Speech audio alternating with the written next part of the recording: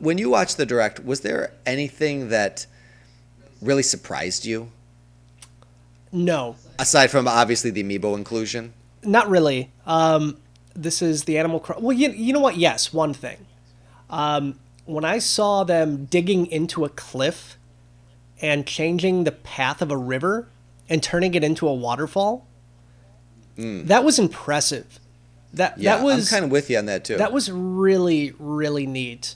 I expected paths, I expected slopes, but I did not expect that you could have that level of customization for your town or for your It island. almost seems like an implicit level of customization where you can completely remap the topography of your whole island. You could do whatever you want to do from a landscaping perspective if I'm interpreting Yeah, what I saw in the direct correctly, which would be really that next level beyond New Leaf, where each game expanded something. New Leaf's like, hey, now you're in charge, but you're still kind of stuck with things the way that they yeah. are. Where in this game, like, you're not stuck with anything. You wanna make this island your own island. You wanna go make Koholint Island from Link's Awakening, do it, and that's kind of a pretty awesome update in my opinion. Yeah, I mentioned this last night too.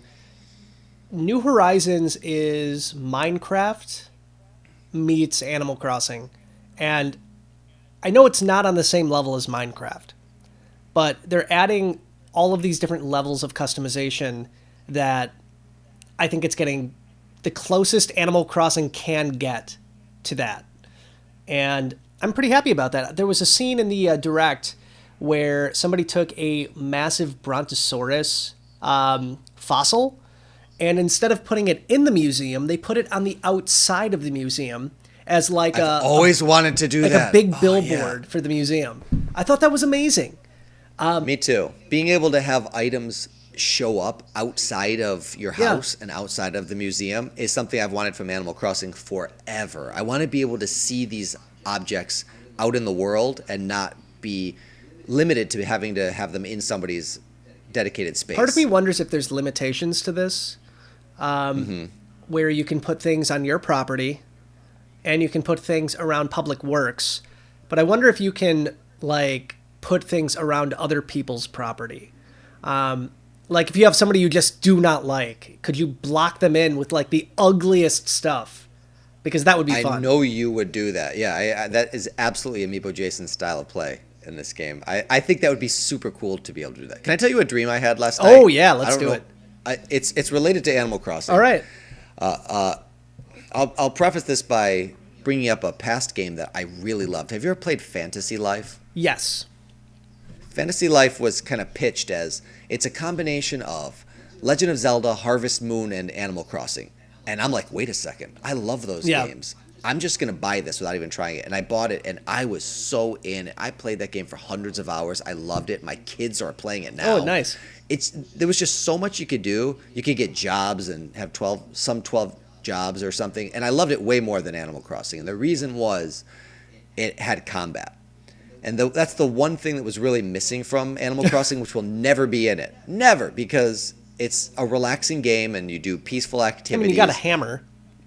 You got a hammer. Like, the closest thing I've ever gotten to combat in the game is chasing people with my axe and hitting people with my net, which I love doing. So in my dream, I was like watching the Direct, and they introduced a segment that was not actually in the real segment, where you wander off into some corner of the island that was a little Lost Woods type area. Sure. And in the woods, there's all these cute bunny creatures that are really big and like leaning slumped against the tree. They look like stuffed animals. And then when you get too close to them, the stuffed animals come alive, and they're not as cute, but still sort of cute. So like they're designed to be creepy, but also still kid friendly Yeah. and cute. So cute, creepy, maybe something you'd find in Luigi's Mansion. And they started chasing me around, and I was like, oh, finally, I can use my slingshot on these guys and knock them over, knock the stuffing out of these guys. They finally incorporated what I wanted to have. And it took me a little while after I woke up to realize that that actually did not happen, Aw, because it was man. so integrated into the Direct that my mind kind of conflated the memory of the Direct and the memory of the dream. So that's a little disappointing. Maybe but, at some I'm not point there'll be a surprised it's mini not there. game, like a Hunger Games type thing. That would be awesome. Like an Animal Crossing Battle Royale. I could see that. I'd love it. Even if it's just like net tag, where you got to grab the other guy with your net. Do you remember not too violent. Nintendo Land? Oh, do I remember it? I still think that's one of the greatest games ever made. They had this Animal Crossing mini game where I think 2 people were police. Yeah. 2 people were stealing candy. Yeah, And sweet day. That was fun. so fun. I mean, even a game like that would have been an absolute blast. Such a blast. Oh, man. I don't know how you would do it without the asymmetrical interface. Yeah. But, I guess you could do it online. Because online, people are dealing with their own screens, so it's kind of simulating the same thing as one person having a Switch and one not. You couldn't do it with couch co-op unless one person was handheld. But that would be super fun. That game was super awesome. You know, besides that, the customization of the island, there wasn't anything on this that was major except for Isabel's role. I expected Isabel was going to be the one kind of running the show regarding like the announcements. I thought Tom Nook was going to be what Tom Nook typically is, where he sets things up, but then he's generally out of public eye unless he wants to sell you something. And in this one, he's like doing morning announcements, and it looks like he is really the face of this game, how Isabel was the face of the game in New Leaf. And Isabel looks like he was demoted to a kind of glorified personal assistant to Tom Nook. She's going to help you out to a certain degree, but her role, I feel like, isn't as strong as it was in New Leaf. And the fact that Isabel is such a beloved character at this point, that she's only been in one game but made it into Super Smash Bros., I expected a bit more, but maybe we're going to see even more. Maybe there's something I'm totally missing. But I think that was the only other thing that might have surprised me. Yeah, I knew, like you, that she was going to be involved because of her high level of popularity. But also, and this might be because I've been playing Animal Crossing since the first game, I identify and associate way more strongly with Tom Nook. Sure. Tom Nook is the first guy who ever gave me my loan, who ever invited me and welcomed me to this new animal village.